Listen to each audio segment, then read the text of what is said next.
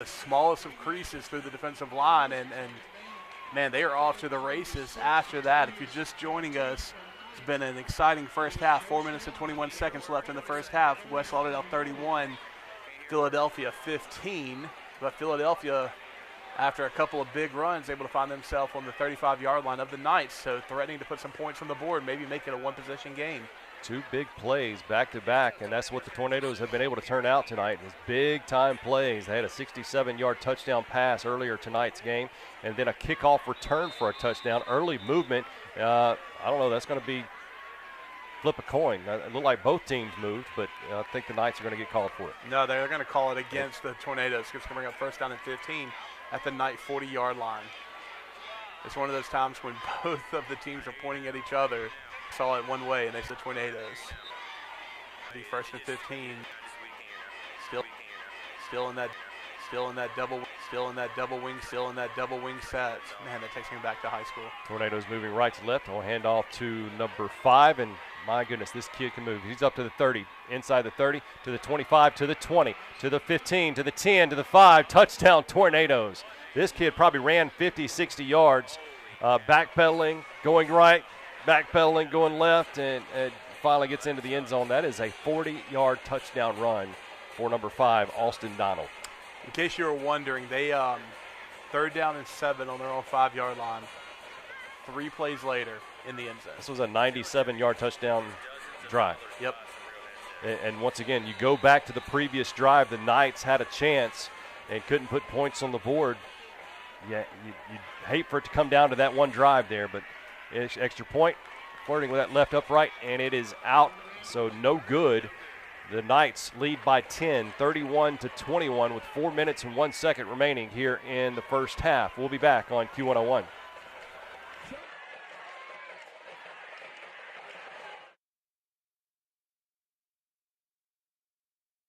Hey, I'm Kirsten Lee, graduate of West Lauderdale and contract specialist for Senior Benefit Marketing. We at Senior Benefit Marketing have a combined 40 years experience in the senior market for life and burial insurance. We would love the opportunity to customize a policy just for you. Or maybe you're looking for a career option. We are always looking for people to join our winning team. Please visit our website at www.seniorbenefitmarketing.com. Go Knights! 5, Austin Donald. It's been the big play night tonight, especially for the Tornadoes. They had a 67-yard touchdown pass. They had a 90-yard touchdown kickoff return for, once again, a touchdown. And now a 40-yard touchdown run by number 5 for the Philadelphia Tornadoes. And they are down by 10. You would think if you had that many big-time plays, then you'd be up in a ball game. But it's 31-21. West Lauderdale, of course, West Lauderdale will be getting the ball with 4 minutes, 1 second left here remaining. They had a chance to go up by another score a few moments ago. They had 2 yards to go, 2 or 3 yards to go near the goal line and could not put it in. Hopefully we will not be talking about that drive later in tonight's ball game. From the 20-yard line, 25. That is 30-yard line, 40-yard line, cuts back inside to the 45 and around the 46, 47-yard line. I believe that was Landon Vaughn, the return man. Well, Lee, yeah, you hit the nail on the head there. I mean, within the span of about 90 seconds of game time, you had the Knights turn the ball over on downs on a 4th and 2 situation from the Tornado 3. And then, 5 plays later, I believe, the Tornadoes are able to punch it in the end zone. So rather than getting a touchdown yourself, you surrender one. And rather than going up by close to 20, or maybe even more than 20, you have a 10-point lead. First and 10. Tornadoes scored 22 against the Knights last year. 20 points against the Knights last year. Jackson Parker back in the game as quarterback. Collins with the handoff. Collins inside the 40 of the Tornadoes near the 35-yard line. But this is the most points scored against the Knights defense all season long, and we still have 3 minutes, 45 seconds left here in the first half. On that play, a little bit of a confusion by the Tornado defense. They had a player running on very late, just barely getting on the right side of the ball before the snap, and he was well out of position. Played a small role, but you're right, Collins just able to gash to the line right there, pick up a good chunk of yardage, bring up first and 10 for the Knights on their own on the Tornado 36-yard line. Two receivers to the right. Cooper Luke going in motion toward that left side. He'll get the handoff to that far side. Luke trying to find him a lane. He finds a little crease near the 30. I believe they're going to stop him at the 32-yard line. A pickup of 4 yards. Yeah, good strong first down play. Bring it up second down and middle. Man, I love, looking in the stands because, when we first got here, you're thinking, man, Philadelphia's going to have a slim crowd. But, man, they're getting into it a little bit. Our home fans obviously getting into it. Just a good environment here at the Kingdom for this Friday night football game. They actually give him 5 on that pickup of to the 31-yard line. Second down and 5. Knights moving left to right. Luke and Radcliffe are your receivers. Luke is going in motion, but Parker will keep it himself. Ball comes free. Was he down? His rear end was on the ground, I thought, but they're not calling him down. They're saying that's a live ball. We're waiting to see who came up with it. Definitely initially went into the hands of a white jersey, but you never know what happens on the football or on the field once people are around. But initially it looked like Tornadoes were going to have it. No, they're going to say wow. West Lauderdale comes up with the recovery. Have you ever been in the bottom of one of those scrums? Ooh, don't want to be. Dude. I was, and I curled up like a little baby. I have been bitten. I've had my eyes poked. It gets violent. I was a freshman, came in on the defensive line one time and was able to find the football, and I curled up like a little baby. Yeah. I just saw the replay. I'm not real sure how West Lauderdale recovered that. I don't either. They're down at 4 to go, though. It's 2 minutes left here in the first half. Knights up by 10. Have 2 receivers this near side. Parker will hand off to Hayes Nance. Nance to the 25, to the 20. Inside the 20 to about the 17, 18-yard line. So that's enough for a first down as the clock continues to tick. Yeah, Nance gets thrown down hard, but not after a hard run of himself, and picks up first down yardage. And I really do think this may be a must-score situation for the Knights. The Tornadoes do receive the football to begin the second half, so you definitely don't want to give them a chance for another score while you put up a score here. Well, what we've seen out of Philadelphia, we'll talk about Parker, that in a second. Quarterback keeper, has an envoy trying to lead the way to the 15, to the 10, to the 5. Lowers his shoulder. Does it get in there? Ball comes free. Still alive. Football in the end zone. No, they're going to say it's down at the 1. The ball was recovered in the end zone by an offensive lineman, but they're going to say he was down at the 1. Either way, first and goal for the Knights at the 1-yard line, maybe even inside the 1. He laid out in the ground. Yes, he did. As we see here in the booth, a little replay in the booth, that it was down at the 1-yard line. Good call by the officials there. I believe his knee and elbow were down before the ball came out. Now, granted, the Knights were in close to this situation. Granted, not this close, but they were in this position just a few plays ago with the 4th down and short. Here we go. First down and goal from a few inches away from goal line here. Jackson Parker goes under center and going to hand off to Hunter Moore. Does the ball get into Hunter Moore's lap? Yes, it does. Touchdown, West Lauderdale. Hunter Moore with a 1-yard touchdown run. Absolutely love watching that kid play ball. Yes. He is a very emotional player. You never have to wonder what he's thinking, and as he's able to punch that in. Comes up celebrating with his teammates as the Knights take a 16-point lead with the extra point pending here. Waiting this extra point decision. It's going to be more of a traditional extra point style, closing the gate. Going to let Cooper Luke kick the extra point. Waiting the snap from Hunter Moore. And flag on the field is going to be against the Tornadoes. You may see your offense step back out. Nope. Keep that kicking team in. Yeah, that's going to be encroachment against the defense. Going to move it down to about the 1-yard line, and then they're going to kick it again. Everyone moves up about a yard. Once again, number 27, Hunter Moore is your long snapper, Parker your holder, and Luke your kicker. Awaiting that snap. There it is. Hold is down, kick is up, and is good. Cooper Luke is good. 38-21. 49 seconds remain here in the first half. What a ball game we have here on Q101. Absolutely.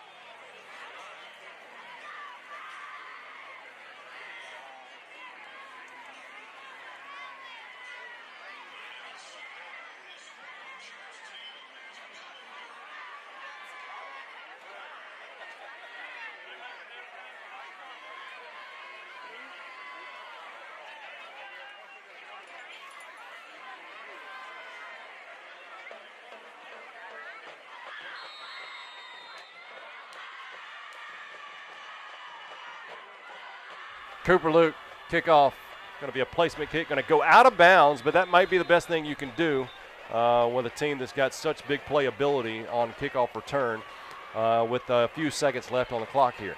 Yeah, that's going to move the ball up to close to, I believe, the 40-yard line. Which is only, quite honestly, about a 3 or 4 yard penalty.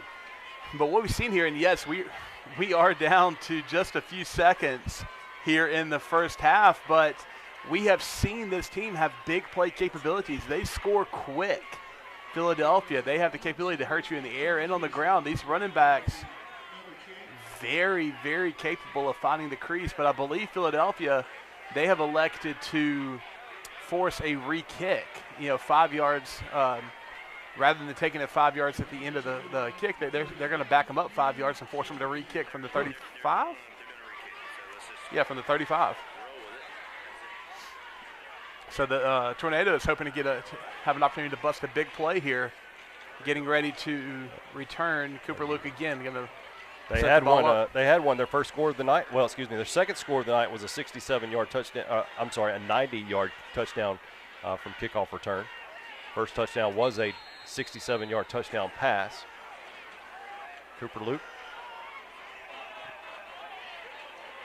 High hanging kick, going to go out of bounds again and be back up at the 40. Do you make them re-kick? I have no idea what just happened, but number 28. Little dramatics there. I mean, that was LeBron James style flopping, my man. I'm pretty sure he cut a somersault after somebody Yep, just grazing him. I'm a little impressed with that acting ability. Another out of bounds kickoff, and they'll back the Knights up to the 30 this time, and I believe at some point you're going to have to kick it deep, right? Absolutely, yeah. Or just tell them, keep it in bounds. If you want to kick the squib, that's awesome, but keep it in bounds, because as it is, we're backing up, up. We know Luke's got the leg to put this ball still around the 10-yard line, and you've got the deep backs around the 30-some-odd yard line. I mean, you think you can try to get them to make a mistake here? Well, now you have them backing up a little bit, but here we go. From the 30, Luke for the third time. High hanging kick, once again, comes down to the 34-yard line. He's up to the 40, and now we're down to the 45-yard line. So you got 5 yards out of that. Absolutely. That was exciting right there. 3 attempts, took like 6 seconds off the game clock, but as it sits right now, the Tornadoes are going to take over 1st and 10 with 45 seconds to go in the first half, and I believe 1 timeout in their pocket. 38-21. Still have time to put some more points on the board. Yep, and aren't I remember it correctly? Haven't they used 2 timeouts already in the first half? So they're going to have 1 timeout, 45 seconds. But what we've already talked about, I mean, they have the capability. They got a quarterback who can air it deep. They got receivers who are lightning quick, and they got a couple of running backs who can find holes on the defensive side. But they're facing a defense that has had, success of shutting them down. Burnside hands off to number 23, gets tripped up at the line there. I believe that was was that 14? Yeah, I wasn't real sure who made the tackle. It was Carson Smith that made the tackle. Clock still running inside of 30 seconds. 2-yard pickup, 2nd down and 8. Chance Greer was the running back there with the handoff. Burnside, pistol formation, has C.J. Rush behind him. Burnside backpedals, looking to pass, being flushed in the pocket, rolling out to his left, throws, and incomplete pass. It was complete, but it was out of bounds. Yeah, that's going to bring up 3rd down and about 8 for the Tornadoes with 10 seconds left to go in the first half. Sorry, I thought it was complete, out of bounds, but it was incomplete. Number 2, the intended receiver, Darius Grady. Yep, Philadelphia, like I said, running out of time here. I think they still have 1 timeout, but at this point, you're kind of at a point where you either maybe try to find a crease with a toss that they've had a little bit of success with, or you tell your receivers just, hey, run as fast as you can. We'll see what happens. Double wing formation for the Tornadoes. Number 23 goes in motion. He slips down at the line, and unless they have time to do a timeout, I don't believe so, unless they're going to let it go all the way down to the clock here, and we'll have a halftime of homecoming festivities here at the Kingdom following a barn burner of a first half. or the first 24 minutes of this ball game. 38 to 21. The Knights lead by 17. What else is going to happen in this football game? We've seen it all. So we're looking forward to a big-time second half. But once again, our halftime show coming up momentarily. We'll go over some stats, and our running back there, number 4, he's going to be close already to 100 yards. And that's what he's been averaging for the first 3 games this season, is 100 yards per game. We'll see how close he already is to that 100-yard mark coming up during halftime, as we'll go over your statistics, go over some scores from around the area, and possibly bring you the information of a homecoming king and homecoming queen here at the Kingdom tonight. 38 to 21. Once again, your halftime show being brought to you by Alpha Insurance Agent Will Sweat, as well as Shane Hegwood, Mississippi Farm Bureau Insurance Agent. We'll be back on Q101.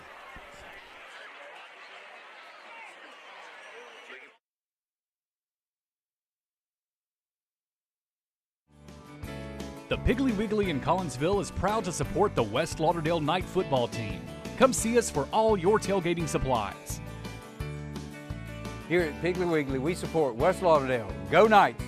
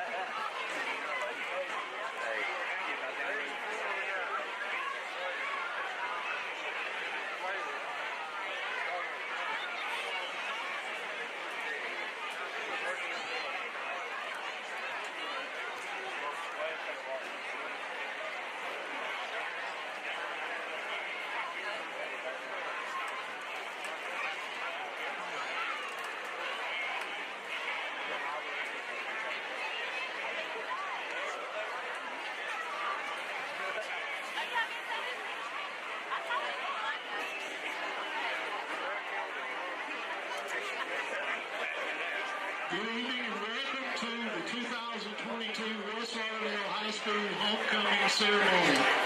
After a school-wide nomination and voting process, these students were selected by their peers to represent their respective grade levels. Starting our parade of representatives tonight, Miss West Lauderdale High School, Liv Wheat. Liv is the daughter of Tim and Tracy of Collinsville. She's been a student at West Lauderdale since kindergarten. Liv is involved in many activities around campus, including serving as the Vice President of Student Council, Fellowship of Christian Athletes, and Girl Talk Mentor. She's been a member of the Honor Roll for 12 years. Outside of school, Liv is a member of the Meridian Clown Club, 9-year participant of Bible Drillers, and a member of the Amy School of Dance competition team. Liv is an active member of Collinsville First Baptist Church and the Mississippi Hub Ambassador. Liv enjoys spending quality time with her friends and family, going shopping and going to the beach. Escorting Liv is her dad, Tim Wheat.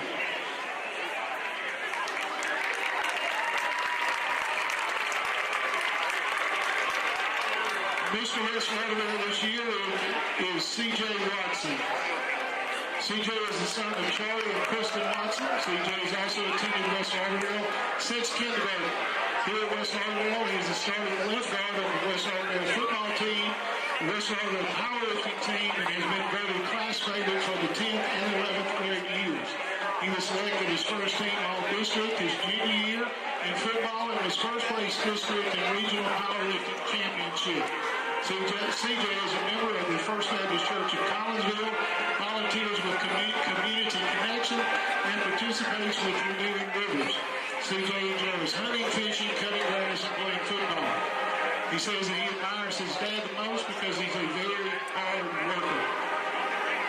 Our junior court members are Amelia Mason and LeVar's L.J. Rue Jr. Amelia is the daughter of Kenny and Nicole Mason of DeKalb. She's 5 years old and is in Miss Rigdon's kindergarten class. Her favorite movie is anything with the Disney princess. Amelia enjoys dancing, playing with her toys, and making her little sister Hannah laugh. Amelia admires her loving and grandma the most because they always do everything they can to help others. When she grows up, Amelia wants to be a veterinarian or an astronaut. LJ is the son of Lawrence and Ashley Wood of Collinsville. He is 6 years old and is also a member of Miss Rigdon's kindergarten class. His favorite movie is Space Jam. LJ enjoys playing soccer, basketball, and baseball, and is a member of the Back 16 Cub Scouts of Collinsville. LJ admires Michael Jordan because he is a good basketball player and can fly. Ladies and gentlemen, Mr. LJ Rue and Miss Amelia Mason.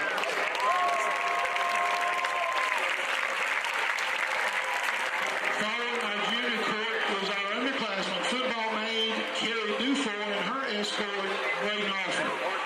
Carrie is the daughter of John and Sharon Dufour of Bailey. She's a junior here at West Lauderdale, where she's a member of the National Honor Society, FFA, and Student Council. Carrie has been a member of the Honor Roll at West Lauderdale and was elected Miss West Lauderdale Middle School in the 8th grade. Outside of school, Carrie is an active member of the youth group at Jubilee. In her free time, she enjoys hanging out with her friends, shopping, and spending time with her family. Brayden is the son of Tommy Offer and Ginger Circuit. While at school, Brayden is a member of the West Lauderdale Academic Team, the National Honor Society, Peer Tutor, and the Eminent Scholars Club. In his free time, Brayden performs in musicals at the Meridian Little Theater, and Meridian Community College performs community service for Stage 2 and has coffee with his friends. Brayden enjoys musical theater, outer space, playing with his dog, and cinema. Ladies and gentlemen, Mr. Brayden Offer, Ms. Carrie Dufour. Representing our freshman class is Kenzie Cochran and her escort, Luke Brady. Kenzie is the daughter of Dennis Cochran and Leanne Bowen. She's attended West Lauderdale for 8 years.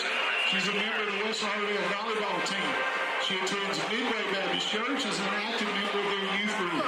She enjoys playing volleyball, hanging out with her friends and family, and shopping. When asked why she was proud to be a Knight, Kenzie said because West Lauderdale is an amazing school and she can show her Knight pride each and every day. Luke is the son of Robbie and Melissa Brady of Collinsville. At school, he's a member of the West Lauderdale baseball team.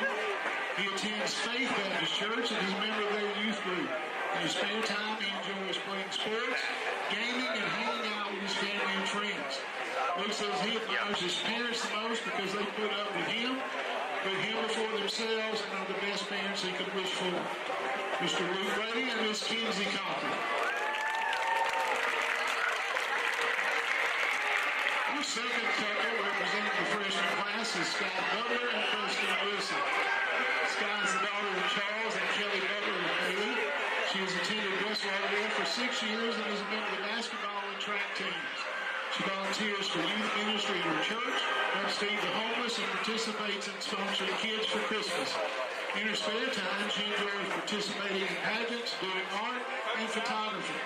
Scott says she admires her mom the most because she's a great example, not only for her but others, and is a very hard worker and loving person. Preston is the son of Derek Wilson and Brittany Hicks of Nellyburg. He has attended West Lauderdale since kindergarten. He is a member of the West Lauderdale Marching Band, voted class favorite, and was a member of the National Junior Honor Society. Preston enjoys donating clothes to charity, is a very good artist, and enjoys playing the baritone.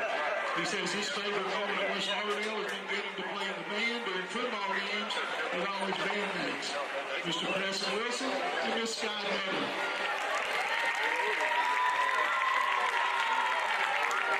Representing our sophomore class is Lily Anderson and Bo Bryant. Lily is the daughter of John and Kristen Anderson and Charlie Thompson of Baylor. She's attended West Lauderdale for 5 years. She's a member of the West Lauderdale soccer team, student council, and honor roll. Outside of school, Lily is a member of the Dusty Social Service Club, plays the AFC Travel Soccer, and is a member of First Baptist Church in Olivia. In her spare time, Lily enjoys playing soccer, hanging out with friends, going to all the West Lauderdale sporting events, and spending time with her family. Bo is the son of Steve and Kim Bryan of the Martin community. He's a member of the West Lauderdale baseball team and is on the honor roll. Outside of school, he's an active member of Pine Forest Baptist Church, the M&M Hunting Club, and Union Country Club. He enjoys hunting, fishing, and playing golf. Bo says his favorite teacher was Brother Jimmy Williams because he taught him things about Mississippi he didn't know that made learning fun. Mr. Bo Bryan and Miss Lily Anderson. Also representing the sophomore class is Chloe Wilkes and her escort, Charles Salas. Chloe is the daughter of Justin Wilkes and Brandon Holly of Collinsville. She's a member of the West Lauderdale Honor Guard and received the English 1 Award in 9th grade. Her hobbies include reading, painting, and babysitting. When asked who Chloe admires most, she said her dad because he always been there for her when she needed him, and he is always trying to be the best father he can. Charles is the son of Justin Salas and Tina Ward of Baylor. Charles participates in many campus activities at West Lauderdale and has received the highest honors award. He enjoys listening to music, gaming, photography, and watching YouTube. Charles says he's proud to be an I because he has had enjoyable teachers that teach really well and the friends he has made great high school memories with. Mr. Charles Salas and Miss Chloe Wilkes. Representing our junior class is Haley Duke and Chance Evans. Haley is the daughter of Sean and Kelly Duke of Collinsville. She's attended West Lauderdale for 5 years. Haley is a member of the West Lauderdale varsity volleyball team, the Mighty Night Marching Band, National Honor Society, and Jazz Band. Haley attends First Baptist Church in Collinsville, where she's a member of the youth group. In her spare time, Haley enjoys playing beach volleyball, working at the 2018 Conference, and music and band. When asked why she's proud to be a Knight, Haley says because the environment is amazing and the support from the student section for sporting events is truly unmatched. Chance is the son of Cassie Thomas and Kurt Evans of Collinsville. Chance has attended West Lauderdale since 9th grade. He's a drum major of the Mighty Night Marching Band, a member of the Wind Ensemble, the Jazz Band, and National Honor Society. Chance is a member of the Big Social Service Club and enjoys singing, playing instruments, eating, and writing. Chance says he most admires his mother because she made so many sacrifices for him and others every day. He said she has the biggest heart. Mr. Chance Evans and Miss Haley Duke.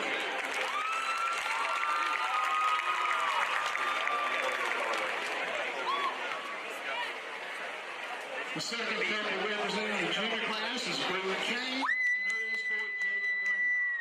Breland is the daughter of John Mark and Danae Kane of Collinsville. Breland is a member of the National Honor Society, Student Council, and West Lauderdale Fast Pitch softball team. Outside of school, Breland enjoys playing softball, attending social events with her friends, and painting. She says her favorite teacher at West Lauderdale is Mr. Caldwell because he's one of the nicest, most genuine people she knows. He makes sure that all his students understand his work and cares about them and their classroom grades. Jalen is the son of Tiana Poe and DeAnthony Brown of Baylor. He's a member of the football team, the National Honor Society. Outside of school, Jalen is a member of the Big Social Service Club, enjoys hunting, fishing, four-wheel riding, and cutting crafts. He says he mostly admires his parents because he can depend on them for anything. They have never failed to be by his side through hardships. He's very grateful for each of them. Mr. Taylor Brown and Mrs. Breland Kane.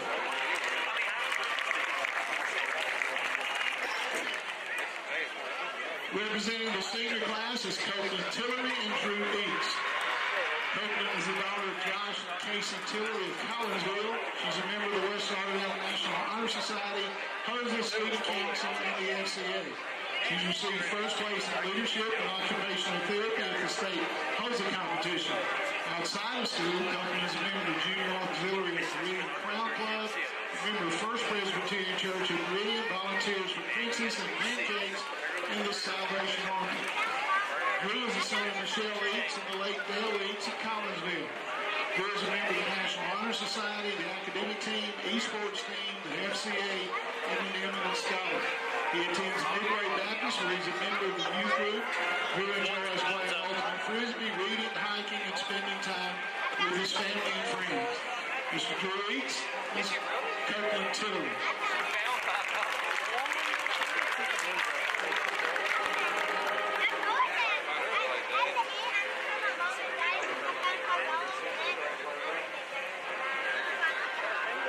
The second couple representing the senior class is Nadia Stout and her escort, Ray Fuller. Nadia is the daughter of Chad and Rachel Stout of Collinsville. She's attended West Lauderdale for 8 years and is a member of the National Honor Society and captain of the West Lauderdale volleyball team. Outside of school, Nadia is a member of the Social Service Club and the Junior Auxiliary of the Meridian Crown Club.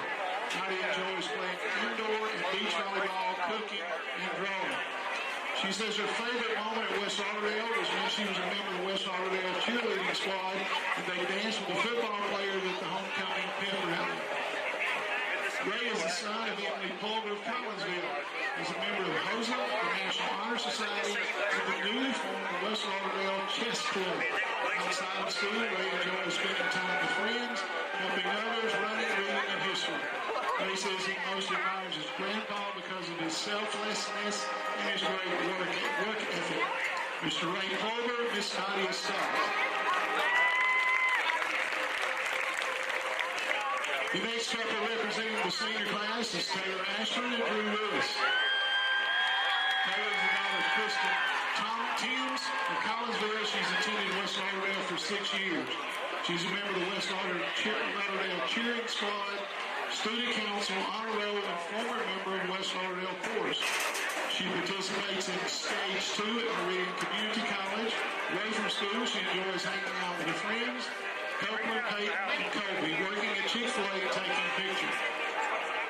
Taylor says that if she was principal for the day at West Lauderdale and could change one rule, it would be starting school later because she is not a morning person. Drew is the son of Marcus and Clancy Willis of Collinsville. He's attended West Lauderdale since kindergarten and is a member of the West Lauderdale baseball team, National Honor Society, and Fellowship of Christian Athletes. Drew is a member of First Christian Church and active in the Pine Forest Baptist Youth Group. In his spare time, Drew enjoys playing golf, duck hunting, and hanging with friends. Mr. Drew Willis and Miss Taylor Ashford. The final couple representing the senior class is our senior football maid, Caroline Cheatham, and her escort, Bryce Lee Jackson. Caroline is the daughter of Kevin and Jackie Cheatham in Philadelphia. She's attended West Lauderdale since kindergarten. She's a member of the West Lauderdale basketball team, cross country, 4A district champions team, Fellowship of Christian Athletes, and Girl Talk. She's a member of First Baptist Church of Philadelphia, where she serves on the youth group's leadership team, praise team, and assistant in Children's Church.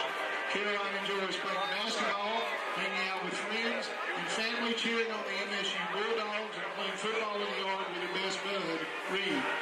During the summer, Caroline volunteers with Love Out Loud, where she helps with the backyard Bible club. Bryce Lee is the son of Hansel and Thelma Jackson of Meridian. He is a member of the basketball team and the National Honor Society. Outside of school, Bryce Lee enjoys playing basketball, drawing, singing, cooking, and listening to music. He says his favorite teacher in West Lauderdale is Miss Wiggins because she gives fair chances and never judges you. His favorite West Lauderdale moment is football games at the Kingdom. He loves to see the student section supporting the Knights and watching the band play. Mr. Bryce Lee Jackson and Miss Caroline Cheatham.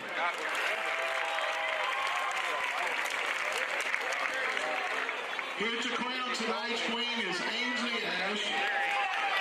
Ainsley is a 2017 homecoming queen.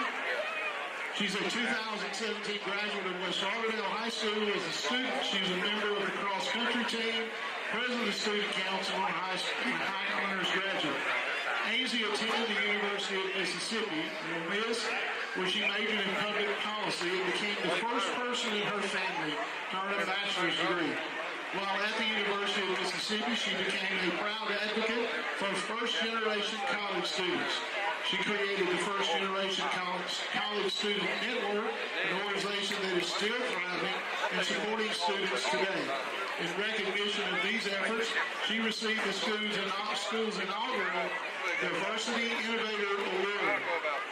Ainsley now lives in Jackson, Mississippi, where she works as a grant writer at Hope Credit Union, an organization that helps residents of the Deep South access financial products and service. In her free time, she enjoys spending time with her 20-year-old cat, Lady, playing trivia and reading memoirs. Welcome back, Ainsley.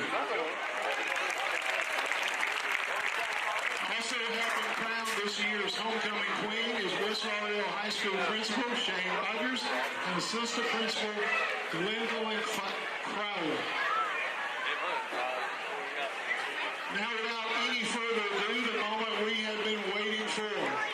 The 2022 homecoming king is Drew Willis.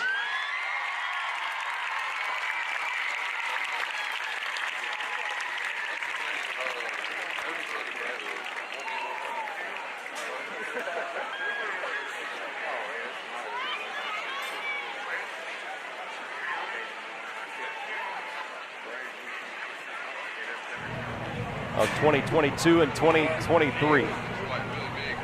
Congratulations to Drew Willis. Plays baseball a little bit. He's a pitcher.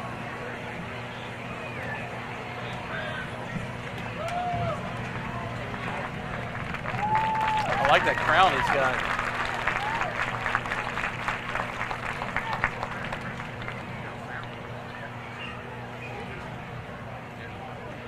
Takes pictures with Shane Rogers, and assistant principal, and the junior, I about said bridesmaid, but no, that's not it. Junior homecoming maid. And now the 2022 homecoming queen, Miss Caroline Cheatham.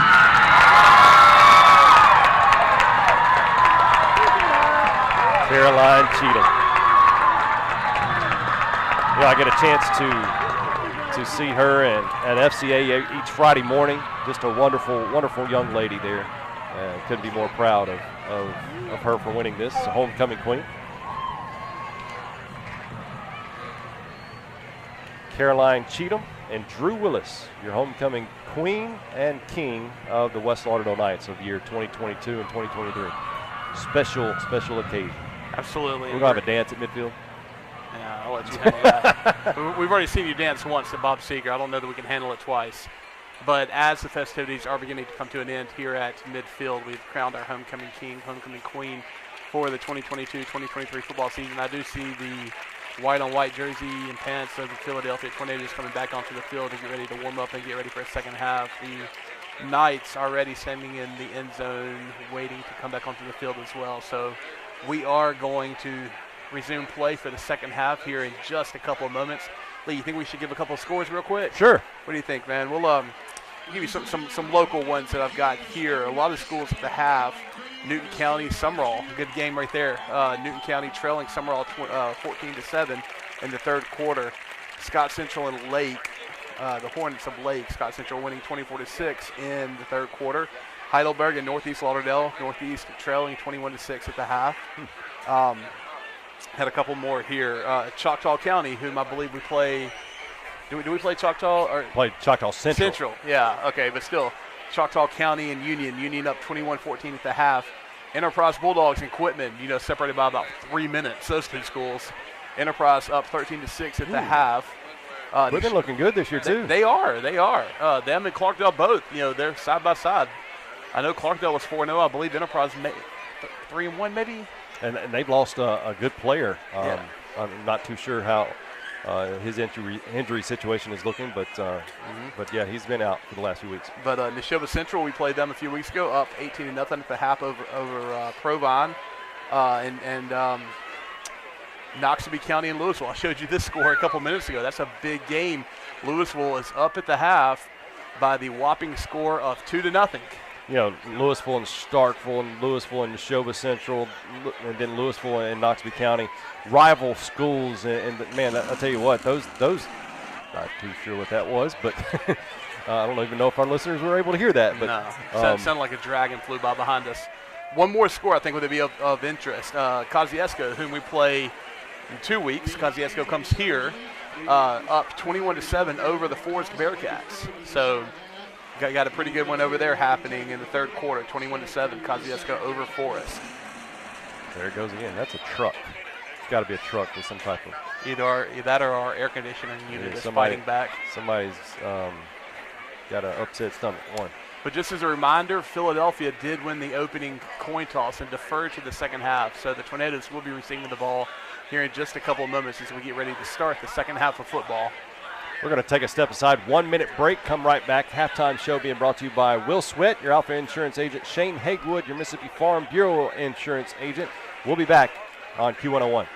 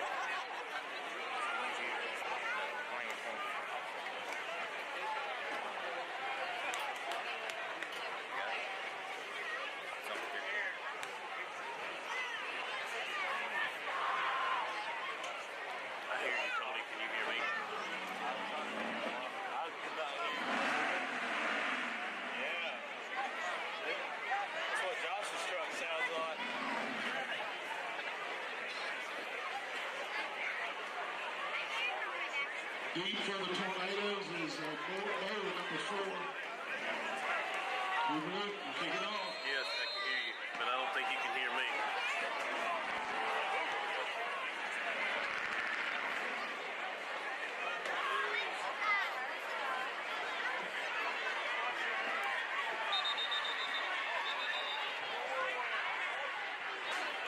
It's a touchdown to win in the end zone.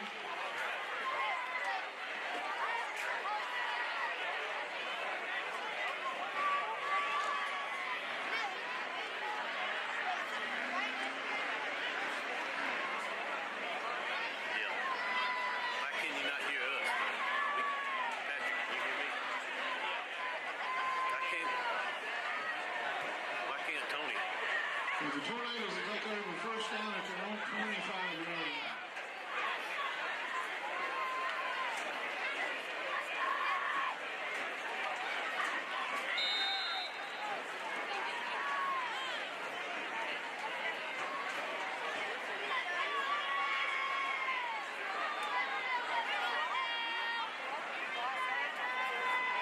Number 5 with the football is Austin Donald.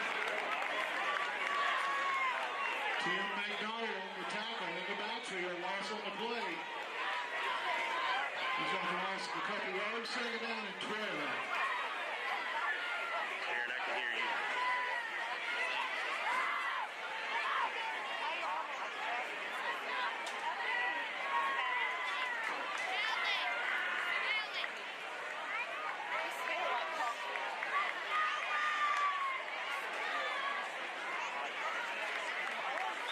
6 on the carry. That is C.J. Rush. Davidson on the tackle. Number 11, Jack Davidson. He's at the game of 9-8, 3rd down and 4.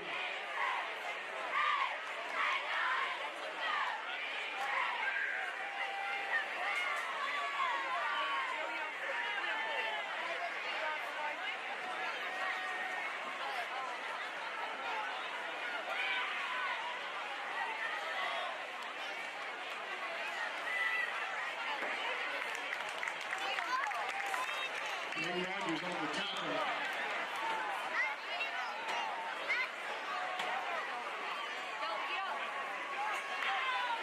Third and 1.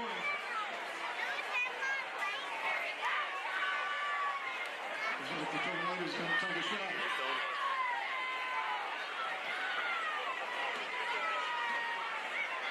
Can you hear me, Tony?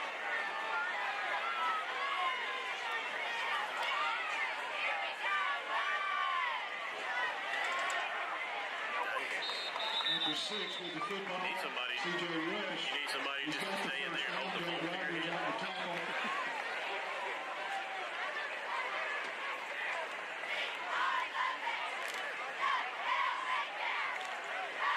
Jay Jones finishes off the tackle. First down, Tornadoes. Really?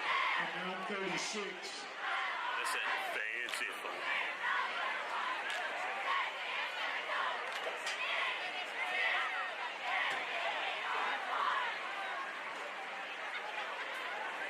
He had in 2019.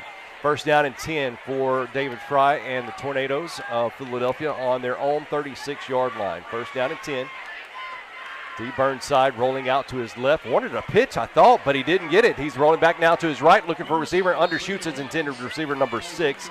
That would have been a gain of possibly 4 yards if he'd have made the connection. But we now see second down and 10 for the Tornadoes. Yeah, they were all kind of black jerseys in the backfield trying to track him down. So he threw that on the run, unable to put enough behind it, and it fell just short of his receiver. Second down and 10, as you just said, Lee. Once again, 38-21 is your score as the Knights lead by 17 with 9:23 on 9:23. That's a good date, too, ain't it? Yeah. 9 minutes, 23 seconds on September, the 9th month of the 23rd year. What, didn't Kennedy get killed on September 23rd? No, he did not. Handoff here comes to this near side. He gets hit hard there at the line of scrimmage. Probably wish he would have said, quarterback, just keep the ball next time. That was number 23, Chance Greer with the handoff. I believe led the rushing for the Tornadoes during at the half. So bring up third down and 10 for the Tornadoes here. They'll take away the big play that the Tornadoes have had tonight. Offensively, they really not had much except for those big plays. You take out the kickoff return for a touchdown and the long 67-yard touchdown pass. But looking to pass here out to an incomplete pass. Yeah, just a little swing pass to that, we talk about the double wing formation that he came in motion before the snap, tried to get out there into the flat, and it just wasn't there. Quarterback unable to connect with him. It's going to bring up fourth and very long, 4th and 10, and the punter on the field, who is the quarterback. Right. D. Burnside handles the quarterback and the punting responsibility, so you always got to be on the lookout for a fake, but 4th and 10 deep in your own end zone, in your own territory. I'm not saying no, but I'm saying probably not. Jackson Parker, that is, standing at around the 35-yard line. He did return one last week against Southeast. Here is the punt. And did it get blocked, or was this just a poor punt? Ball is going to roll down to the 47-yard line of Philadelphia. The Knights will have outstanding. I don't believe the ball was touched. No, I don't think it was blocked. I think he just, toted and it just went about 7 yards and then started rolling. So the Knights once again have great field position on the Tornado 47-yard line as they break huddle and will touch the football for the first time this second half. 38-21 is the score in favor of the Knights, and the Knights look to extend the lead here with a short field.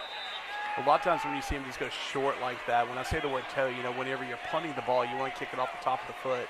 Parker handoff to Collins. Collins with the run, 35-30 inside the 30. And once again, he had 112 yards coming into this second half. And there you go with about another 17. Add to that. Yeah, strong run by Collins. Good job by the offensive line. taking up pretty much where they left off at the end of the first half. Play getting called in right now, and after one play, they find themselves on the Tornado 29-yard line, so already a great field position. Parker with a quarterback keeper. He's up to the 25, cuts back inside to the 20, to the 15, to the 10, 5-foot race, 10, touchdown West Lauderdale. Almost got a horse collar tackle there. I'm pretty sure if he'd have actually tackled him, it'd have been a personal foul, but he let it go as Parker crossed the goal line, and that's going to be another Knight touchdown. Jackson Parker scrambling. What was that? A 29-yard. 29-yard touchdown run for Parker. As the kicking team, they don't even pretend. They line up just in the straight field goal, extra point formation. Waiting on the snap. Offensive line, snap good, hold good, kick looks good, and is. It's going to extend the lead to 24 points for the Knights. It's going to make it what? 45-21. 7:49 remains here in the third quarter. We'll be back on Q101.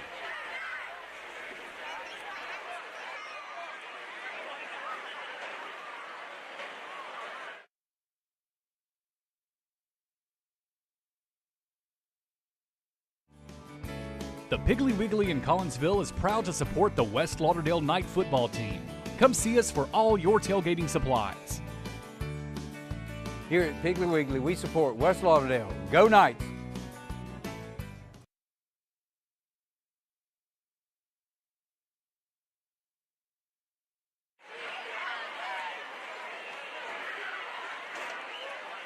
The Knights putting another touchdown on the board on their first offensive drive of the second half, making it 45-21. And then getting ready to kick off. Cooper Luke kicks it low line drive kick that just does squeak into the end zone. Wasn't real sure if that was going to go out of bounds beforehand, but it goes into the just inside the pylon, so it's going to be a touchback, and it's going to start the Tornadoes on their own 25-yard line. Got it right this time. That's right. Confidence, baby, confidence. Jackson Parker has gotten his 8th rushing touchdown of the season, and these aren't, a lot of times when you have a quarterback that has many rushing touchdowns, they're the short yardage rushing touchdowns, but these are been some. Okay. Okay, they are starting on the 20-yard line this time. Somebody needs to bring this up because they started the previous drive. What this means is my lack of confidence is their lack of confidence. I don't think that's a rule in high school football where it starts out of the 25. I'm pretty positive at that, and I think they found out that they got it wrong the last time, but nonetheless, the Tornadoes wasn't able to do anything with it. Fumble on the field, or was it? No, it was just I think it was a botched handoff. I got you. Burnside went to hand the ball to a running back who did not exist in that area of the football field. So 2-yard loss. Attempted to do something with it, trying to scramble with it and gets hit by 2 or 3 different. But going back to Parker has had some pretty big-time runs for touchdowns over the last couple weeks. The previous one was a 29-yarder. Absolutely. He is a threat with his legs, and opposing defensive coordinators have got to strategize for that. They have to respect the fact that he is quick, he is agile, he's a strong runner, and he can hurt you with the arm just like he can running the ball. Second down, 12 to go for the Tornadoes. D. Burnside rolling out to his left, throwing left, and almost. It is intercepted. It is intercepted, and I don't believe Landon can return this as he was down at the 4 or 38. Or they're going to say incomplete. They are going to say that wow. He trapped it. Oh, come on now. High school football, the officials do not have the benefit of replay. We do. That was an interception. Probably. We were blocked, unable to see it for sure, but he is. Yes. I think he's asking for them to throw the red flag to challenge it. It's not one. I'm pretty sure it's that one too, but hey, we thought they put the ball in the 20 in high school football for touchbacks. Yeah, either way, one. So that's going to bring up third down and 12 on the Tornadoes. That went through the hands of one defender, and then what looked to be going into the hands of Landon Vaughn to give him another interception on the season, but they're going to say no go. Whoa, very much that was a backward pass, and they're going to say incomplete. Really? Fourth down, 12. Yeah, okay. I have no idea why that was an incomplete pass because it went probably 2 or 3 yards behind him. I'm not sure. Either way, 4th down and 12. That was Burnside ready to do the punting, and he's standing on his own 4-yard line. That was a drive that you probably want to forget if you're a Philadelphia Tornado fan. Great job by the Knight defense to force a 3 and out. Whoa, very high snap. Okay, flag on the play. It's going to be a false start against the Tornadoes, so that's going to back them up 5 more. And if you're a Tornado fan, player, coach, you're thinking, thank the good Lord that flag fell because that snap was going way high. So it's going to go from 4th and 12 to 4th and 17. Tornadoes have the ball on their own 13-yard line now.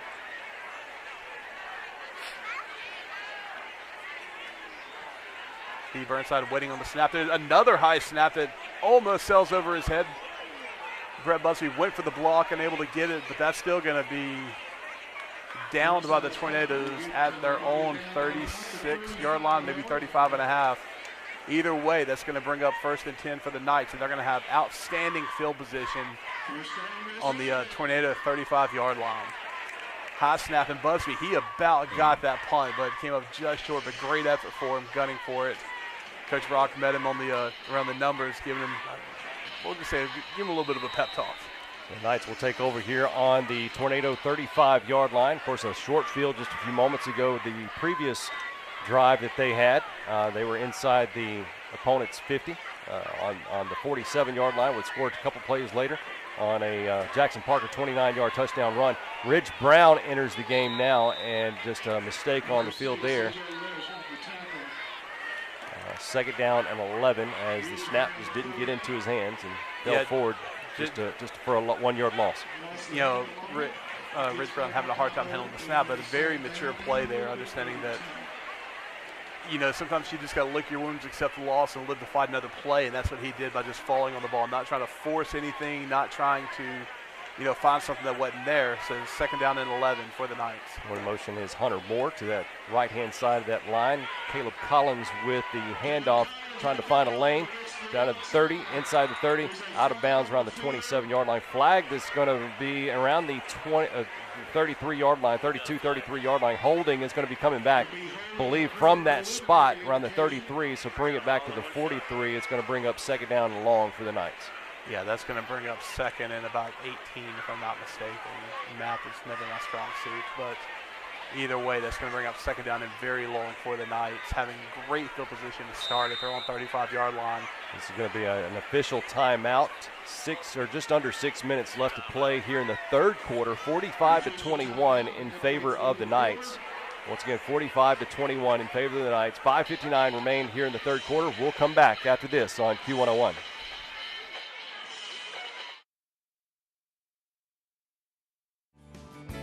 The Piggly Wiggly in Collinsville is proud to support the West Lauderdale Knight football team. Come see us for all your tailgating supplies. Here at Piggly Wiggly, we support West Lauderdale. Go Knights!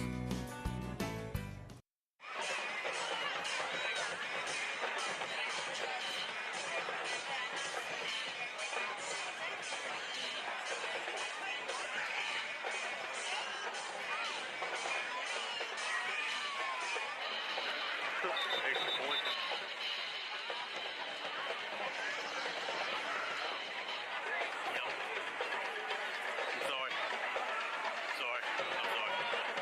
Knights have been able to score 1 here in the 3rd quarter on a 29-yard touchdown run by Jackson Parker. 45-21 as where we stand now. There you go with a hard count to cause the Tornadoes to jump off side. So the Knights were facing a 2nd down and 17. Now we'll face a 2nd down and 12. Yeah, that was a strong hard count by Ridge Brown there at the quarterback, and drew 2 or 3 of the Tornadoes offside. So 2nd down and 12 for the Knights. On the Tornado 37-yard line. Brown looking to pass, throwing deep. I believe the intended receiver was that Landon Vaughn or Cooper Luke. I see a 2. That was Landon Vaughn.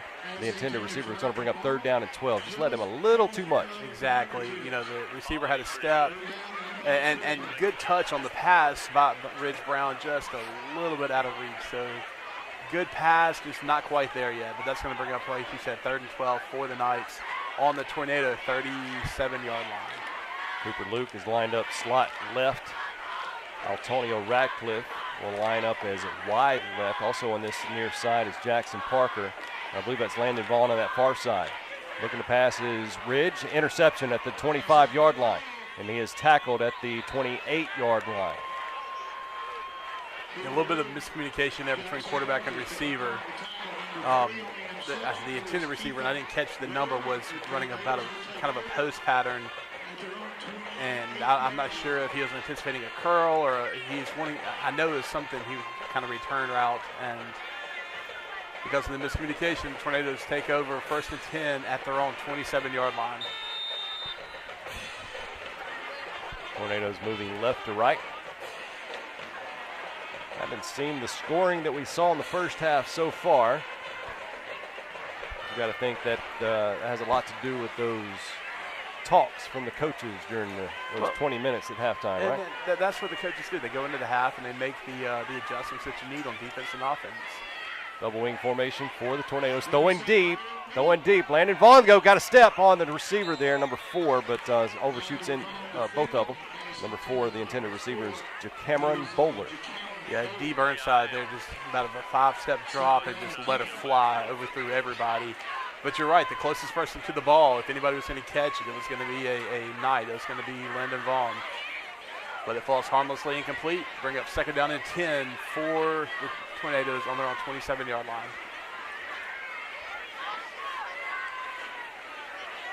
Burnside, pistol formation. Back directly behind him. He'll get the handoff. I believe that's number 6. And the ball comes free. That's going to be a West Lauderdale football. He was hit hard. Made that ball drop, come free. And the Knights will take over once again on the Tornado side of the football field on the 42-yard line. So this is what, the 3rd drive I believe the Knights have had in the second half, and all 3 of them have started on the positive side of the 50. Once again, the score 45-21. The Knights were able to put some points on the board from the first drive on the Tornado side of midfield. Second drive, not so. Here's the 3rd drive, like Clint just said. Let's see what the Knights, if they can capitalize on this. Jackson Parker back in as quarterback. We'll have Hayes Nance to his left. Cooper Luke wide right. Radcliffe wide left. Luke going in motion. We'll give handoff to Hayes Nance, number 3. It's up to the 35, near the 32-yard line. It's going to be close to the sticks. I believe it's going to be about a yard, maybe a yard and a half short. Yeah, needing to get down to, what's that, the 33, I believe? 32. And that's where you got to, the 33. Yeah, they're going to mark, well, I don't know. They're going to mark him like a half-yard shy. That nose of the football is touching the 32-yard line. I'm not sure why it's calling for the sticks or the chains to come and measure this. Well, as it stands, they're going to keep it 2nd down and we'll say 4 inches to get the 1st down. Parker, low snap, digs it out. Hayes Nance, and look at Jackson Parker push the pile, and he's going to get a Knight 1st down. He was going to be stopped. There is a flag off on the far side. But Hayes Nance, it was almost like a telegraph move because he had to go down to get the football. Hayes Nance right there gives the handoff, and there's a defender right there in Hayes Nance's face, but Parker comes behind him, shoves him forward, and initially gets the 1st down, but let's see what this flag is all about. Flag is standing at the 36-yard line. First indication since it's going to be against the Knights, but we're still waiting on the official to give the call. And so they're calling a false start against the Knights.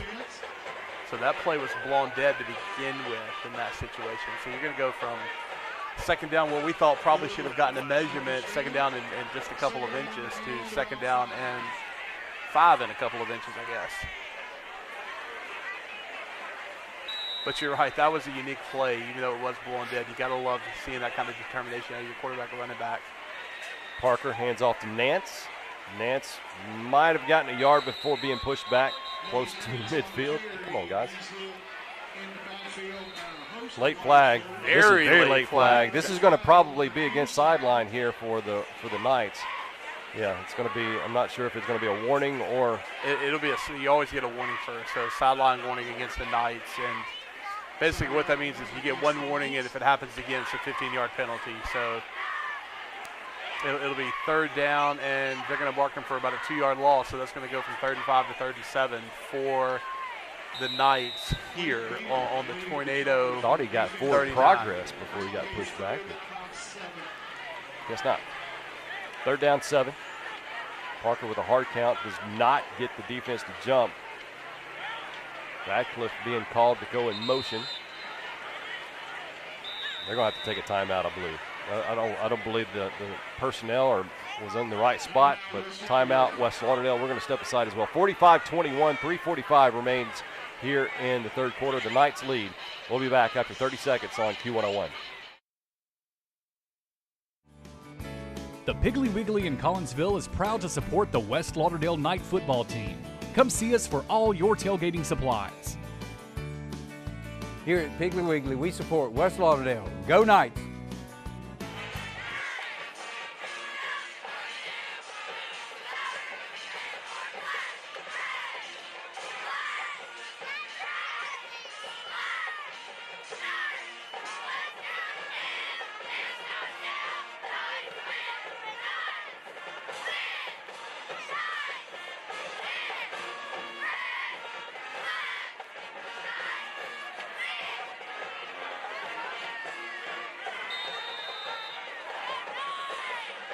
For the Knights, moving right to left on your radio as they wear all black. Jackson Parker rolls out to his left, looks for receiver, and the incomplete pass.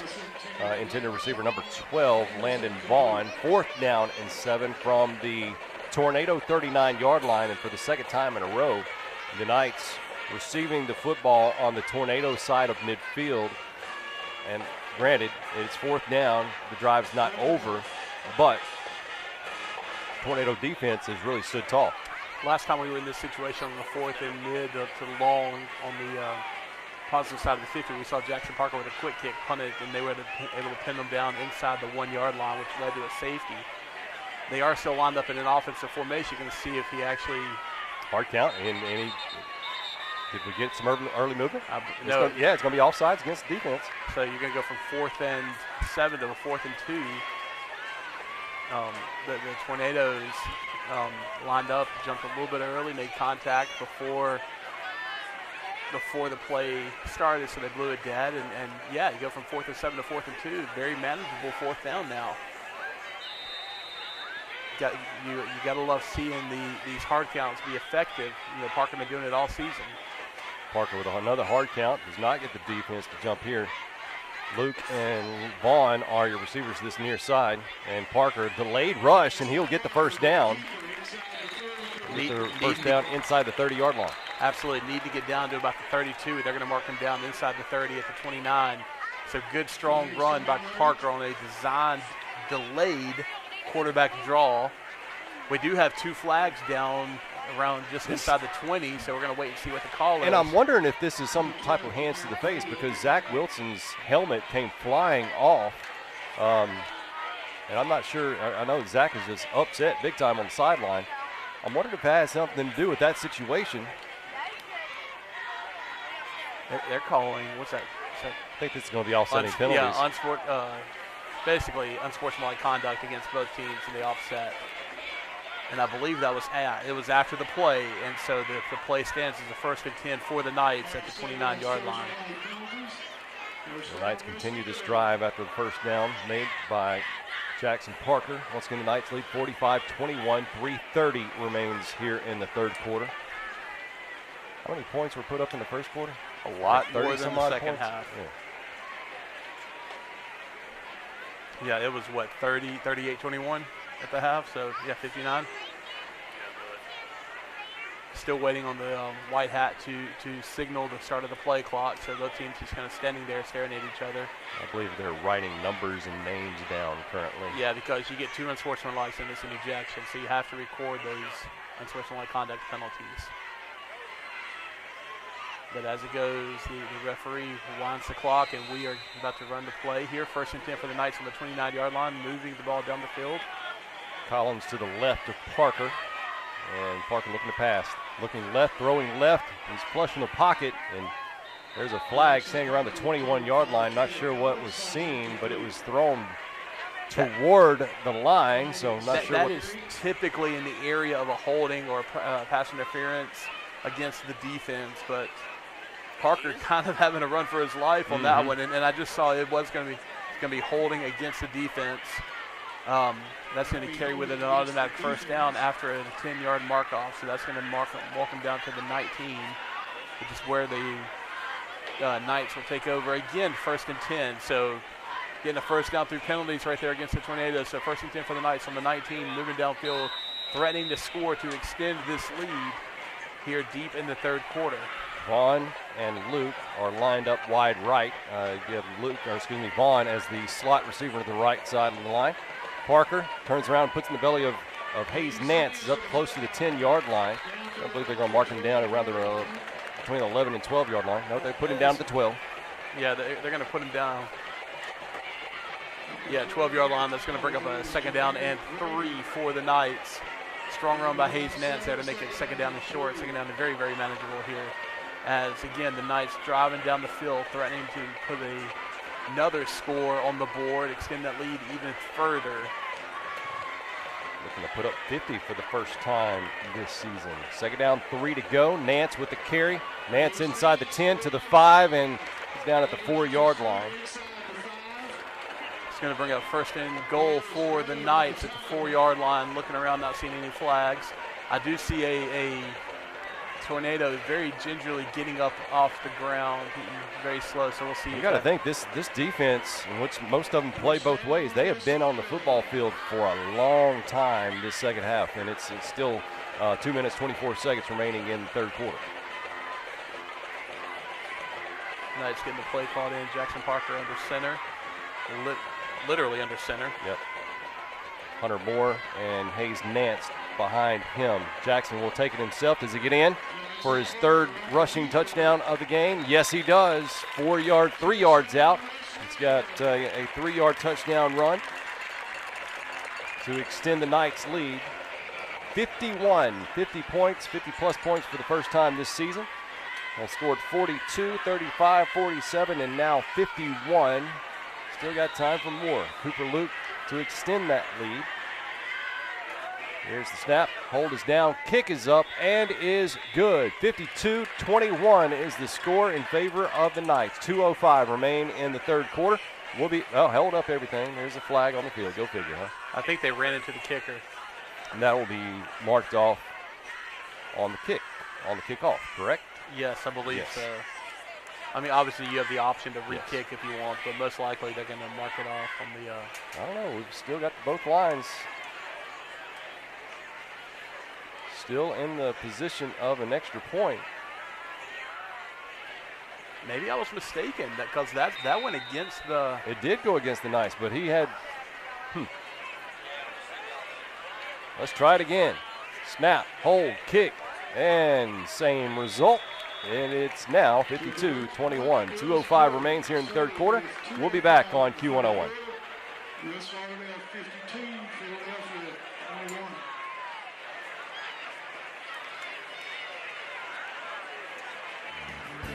The Piggly Wiggly in Collinsville is proud to support the West Lauderdale Night football team. Come see us for all your tailgating supplies. Here at Piggly Wiggly, we support West Lauderdale. Go Knights!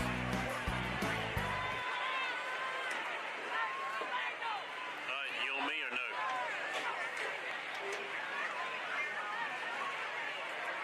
Who are you on?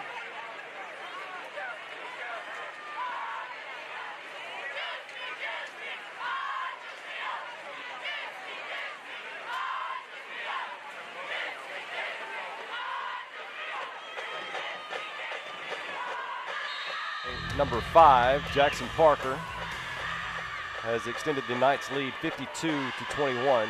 2:05 remains. Deep kick and back pedal the return man to the 2-3-yard line. Up to the 15, to the 20, still on his feet, 20, 25, 20, still on his feet around the 27-yard line. I was really hoping for a touchback so we can see where they marked it. I was hoping they'd start at the 15. Maybe in the middle there, between 20 and 20. And if you're just now joining us, the earlier tonight in 3rd quarter, there was a touchback made First one was brought out to the 25, which I'm pretty sure that's not the case in high school football. The second touchback was put at the 20. So we're figuring out, let's flip a coin this time, which one it's going to be. I'm just assuming they back them up 5 yards every time by rewarding the kicker for putting it in the end zone. Okay. So the next one will be on the 15. As it stands right now, the Tornadoes take over first and 10 at their own 28-yard line. Hoping to do something on the offense because they have been completely shut down here in the second half.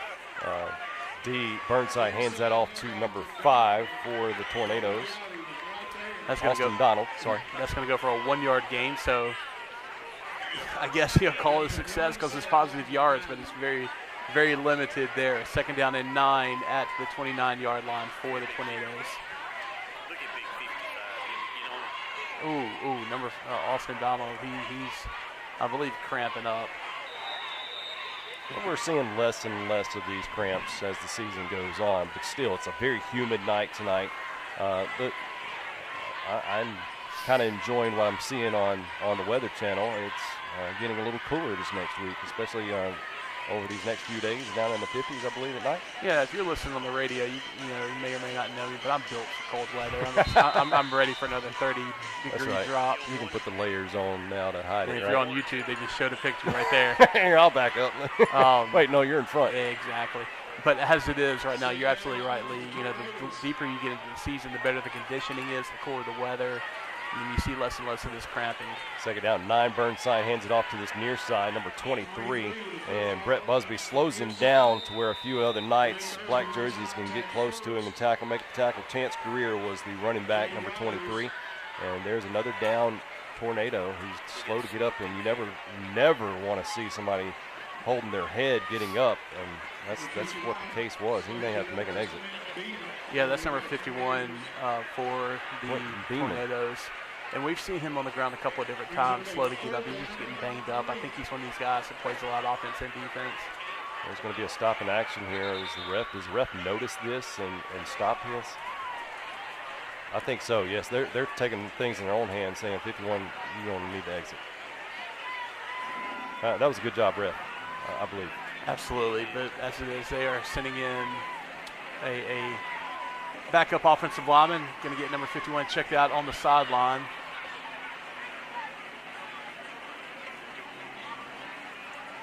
So it's going to be third down, 3 to go. The Tornadoes have not had any success here in the third quarter. We have 32 seconds remaining. Third down and 3. Yeah, they've had some shots on fourth down and just could not connect. And if I'm not mistaken, this is the closest they've come to a first down in the second half. They've just been completely shut down. Burnside hands off to number 3 and gets tackled in the backfield. Jordan Gowdy manhandles number 3 and actually threw him so far he got released from his tackle and ended up getting tackled by another defender. But man, Jordan Gowdy is just almost like a rag doll, throwing around a rag doll, right? Really, yeah. I mean, and now he's coming up limping. Unable to put much pressure at all on that right leg, right ankle. Not really sure what it is, but that's going to be the last play of the third quarter as the clock hits zeros. The score, West Lauderdale 52, Philadelphia Tornadoes 21. We're going to step aside here as 12 minutes remain, kind of looking at Jordan Gowdy march off the field, not being able to put much weight on that right ankle. I'm hoping it's a cramp. I surely hope it's not a high ankle sprain. That would not be good for that linebacker position. We're going to stay here in action. Once again, 12 minutes remain, 52-21. Everybody back at home, hold up those 4 fingers. And I want to take this time to say, if you're planning on, if you're in your car, you're already getting in your car, Matt Williams, of course, the son of Joe Williams, Matt Williams, and the Roo as a new sponsor here on Q101 for West Lauderdale football. And I'd like to just take this time to say, if you're looking for a late night bite to gather maybe to enjoy the outcome of the game, hopefully, then head over to the Roo there on 19 North, like you're heading toward Philadelphia, and go enjoy some nice food and atmosphere and just some fun times at the Roo. And thank you very much to Matt for coming on board sponsoring West Lauderdale football here on Q101. So, did you just invite me to a late night dinner after the game? I did not, but if that's the way you want to take it, then sure, I guess so. I mean, if you're inviting me to dinner, I'm going to take you up on it. Do I have to pay for dinner? Yep. You're older. That's the way it works. But it's my day. Yeah. 4th down, 4 to go, and Burnside hands it off to number 23, and he will get a Tornado first down. That's their first, I believe, that's their first down of the second half. 11:53 remains in the game. Knights lead 52-21. And what you're going to see here, Lee, as we get into the fourth quarter, and you saw Gowdy come up limping, and you're rocking a 31-point lead in the fourth quarter. There's a very real possibility we may not see many starters moving forward after this. How about the score as it stands right now? 52-21. You remember last year's score, 55-20. One receiver to this near side for Burnside. Once again, that double wing formation. Hands off to number 6 for the Tornadoes, and the Tornadoes cross into midfield, or over into the Knights side of the football field to around the 43-yard line. Number 6, C.J. Rush, sophomore running back for the Tornadoes. He is the deep back behind the quarterback. Yeah, that's back-to-back runs resulting in the first down. So you go the first 12 minutes of the second half. At the first part of the game, we didn't think C.J. Rush would be playing in the fourth quarter. He obviously was dealing with some type of illness as he was expressing himself, but managed to come back in the second half and make a difference. He'll get the carry again, goes up the middle, and gets nice pickup of about 7 yards on the first down here. So bring up second down and 3 to go. You got to love this. I mean, the game is, need to find some wood to knock on before I say this, but the game is borderline out of hand when you've got this kind of a lead in the fourth quarter. But you see the Philadelphia Tornadoes still playing with pride, still running hard, still blocking hard, still, not giving up. And so even though obviously we are pulling for the Knights on this broadcast, it's good to see the opposing team have that kind of pride in their game as well. Second down, 3 to go. Once again, Burnside hands it off to Rush, and Rush up the middle to the 30. And they are really hitting that middle hard. And the good news is Gowdy, while he is still favoring that right foot, he is back in the game. And that's going to be another first down for the Tornadoes at the Knight 30-yard line. So Tornadoes trying to make a little bit of a dent into the lead that the Knights have been able to build up here in the second half. Like I said, a 31-point lead here in the fourth quarter. First and 10 for the Tornadoes here. Still in that double wing formation. Burnside will hand it off to number 3. This time comes to this near side, and look who makes the tackle. Jordan Gowdy. His presence is being felt anytime he is on that football field. You definitely still tell he's still favoring that left. Is it the right or left? I believe it's the left. Left. But he's definitely a little banged up, and that happens. You're giving it your all on Friday nights under the lights. It is football. Absolutely. If it was easy, everybody would play. So second down and 10 from the Knight 30. Tornadoes moving right to left.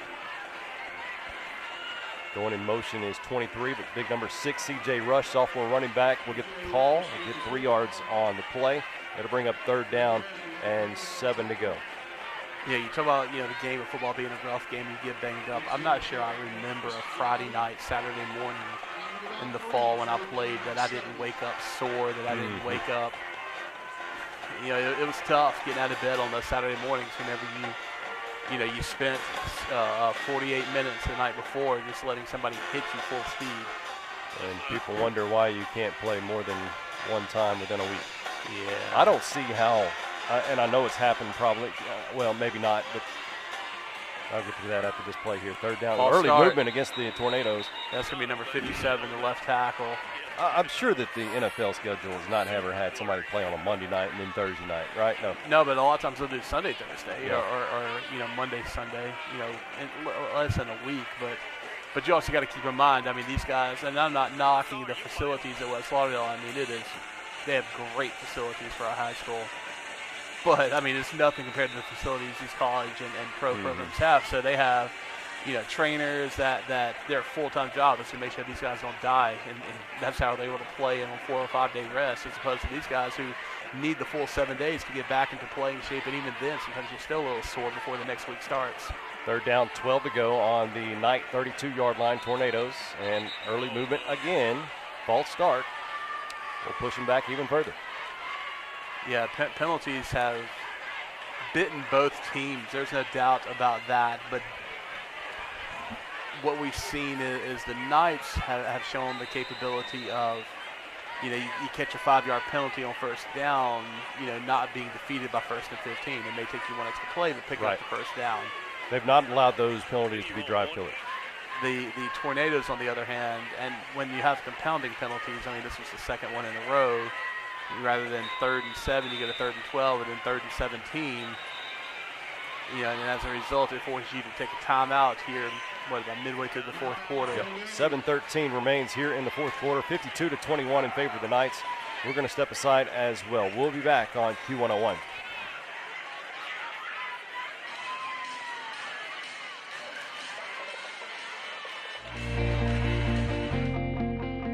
Thank you to the teachers for encouraging me when I wasn't sure where to start, for seeing my potential even when I didn't, for inspiring me to reach farther and try harder. Thank you, MCC. You helped me change my future. Find your wings at MCC.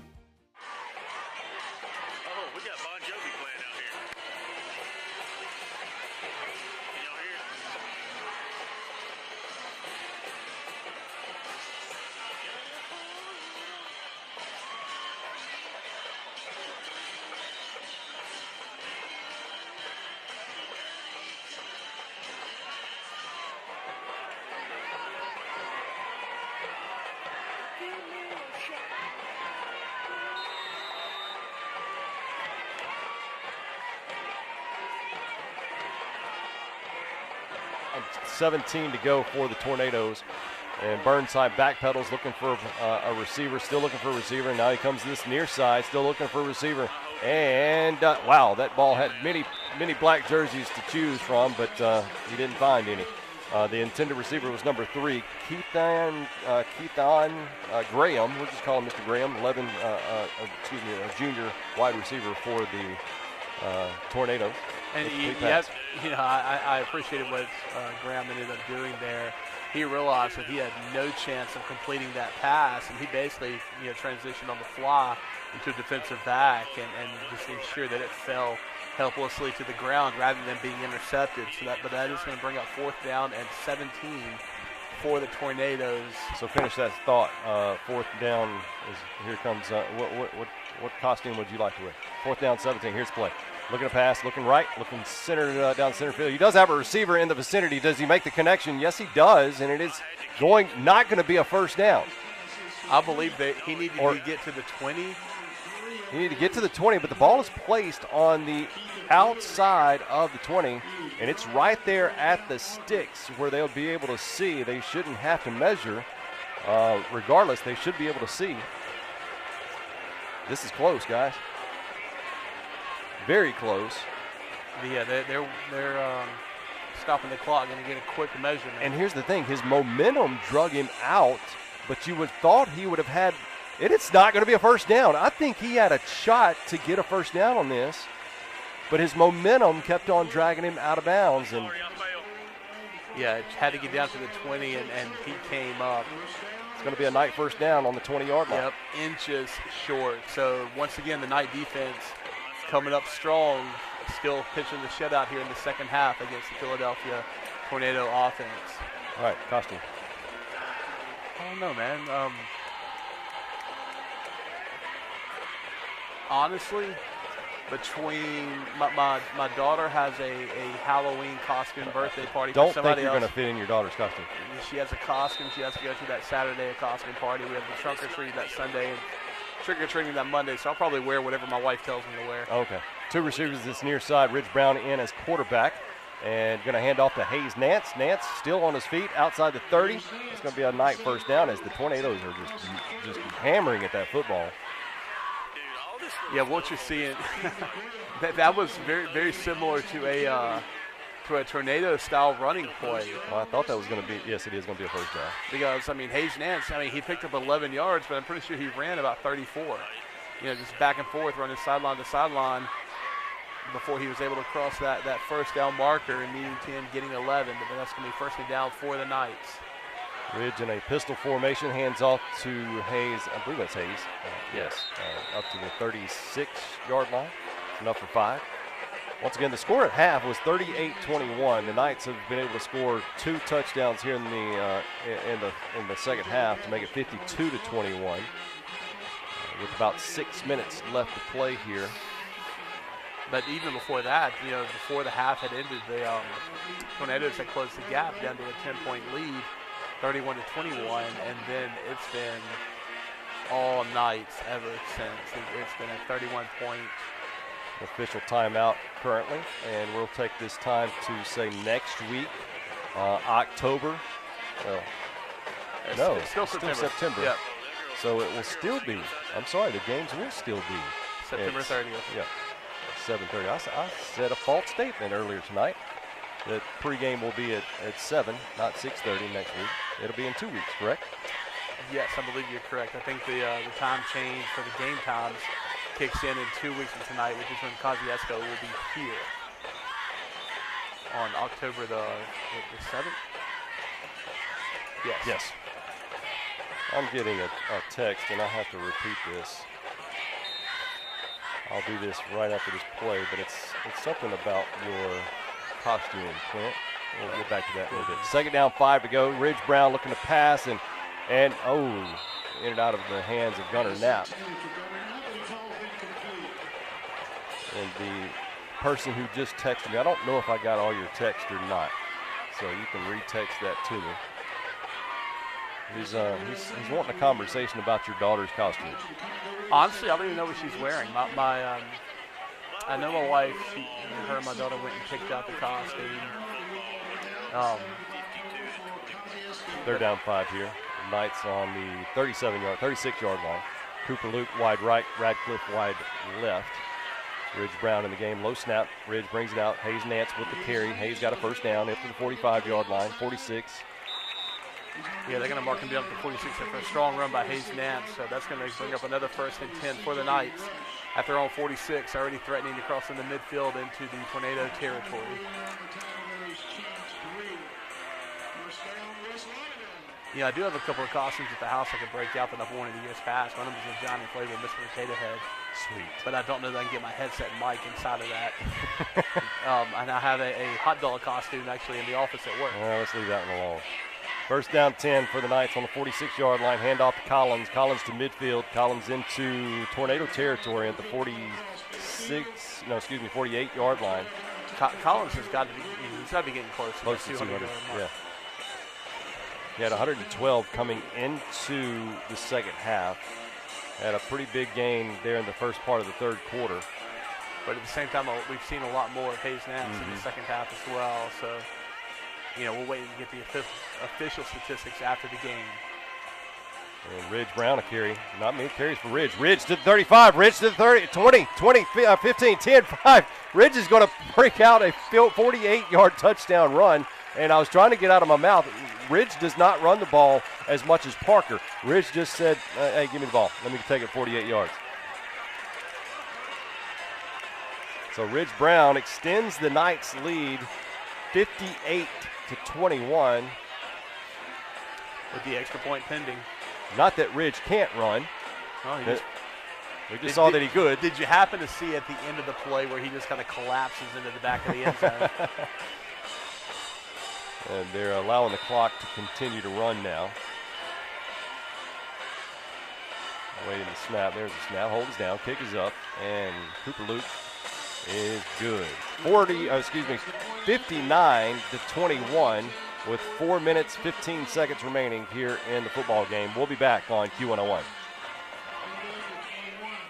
Looking for some good Creole eating? Well said, get on over to the Rue Holly 19 North Collinsville. They got seafood gumbo, etouffee, jambalaya, and more. Burgers, po' boys, patty melts, soup, sandwiches, and salads. They're open Thursdays, Fridays, and Saturdays from 11 to 7 all night after West Lauderdale home games. They'll stay open 1 hour after the game ends. That's West Coast. Did you hear that? Home games. SpongeBob and Patrick. Get to the Rue, Highway 19 north of Collinsville. 1 mile past the freeway. I've got one. See?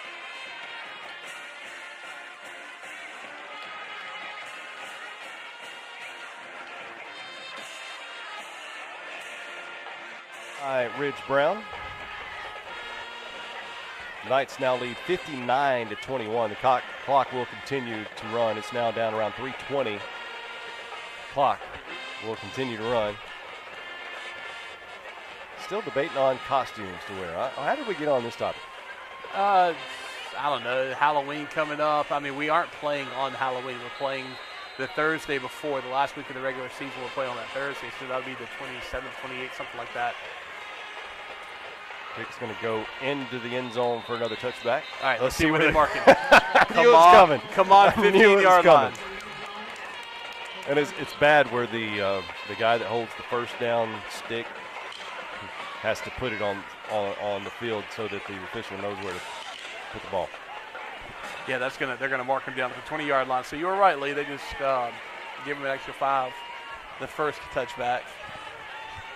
It's I guess easy to do. And kind of surprised the coaches didn't acknowledge it. Nobody had confidence in that. Officials, coaches, or broadcasters. I did. You obviously not, because you changed your mind. Maybe I am wrong. Very few times. First down and 10 for the Tornadoes. 2 minutes remain, moving right to left. Handoff to number 23. Goes to the far side, to the 25 to the 30. 35 slips down at the 40. And he might have been still running. That was number 23, Trance Greer, with the run. Seen a lot of fresh jerseys out there for the Knights on defense. Seen some that have been out there the whole time, but a couple of guys getting some playing time here late in the fourth quarter. In fact, who's that checking in right there? Number 23. Busby running off the field. But that's 23, Kendrick Brown checking in. First down and 10 for the Tornadoes. It'll be a handoff to this near side, up to the 45, near midfield before being corralled. And, well, he's still on his feet. 48, 49-yard line of the Knights. There's Austin Donald. 1 minute remains here in the football game. Once again, 59-21. Yeah, that's going to bring up a 1st and 10 for the Tornadoes, crossing into Knight territory, taking over at the Knight 49-yard line. Finding a little bit of success here very late into the fourth quarter, facing some fairly clean Knight jerseys that have begun to check in here late in the game. But we are down right around half a minute left to go in the game, 33 seconds left. D. Burnside takes a snap, going to hand it off to number 6. DJ Rush. And he's going to have another first down. They're going to tackle him inside of the 40. Needed to get to the 39. They're going to mark him down to 38. So that's going to be another first down for the Tornadoes, but that clock is still running. They're going to try to put a couple more points on the board, but we are down to 10 seconds. And actually, they may not. I believe they're not going to run another play. And very impressed with the trio stable of running backs that this Philadelphia Tornado team has produced tonight. And there's the final buzzer. That's going to be your game with the final score of West Lauderdale 59, Philadelphia 21. And while the final score is you look at it, it's going to say this is a one-sided affair, and by and large it was. You know, late into the second quarter, it was not. I mean, it was still pretty closely contested until about halftime. In fact, there was at one point where we were talking about that drive there at the end, or toward the end of the first half, where the Knights had it 4th down and 2, 4th down and 3, and couldn't push it in there. And we were kind of wondering if would that be the play of the game, if it were going to come down to a little closer of a ball game. And thankfully, the Knights were able to spread that lead out and stay on top. But 59-21, congratulations to the Knights. They stay unbeaten on the season. They move to 4-0, while the Tornadoes still looking for that first win of the season as they drop to 5-0 on this season. Next week begins district play as the Knights will head up to League Central. Once again, the Gators of League Central, while the Philadelphia Tornadoes will take on Mize. So we'll be back with a post-game show coming up very shortly, so stick around for that. We'll get you some stats, final stats of tonight's ball game, some scores from around the area, and get ready for next week as well. Post-game show coming up, being brought to you by Regions Bank. 59-21 is your final. Congratulations to the West Lauderdale Knights.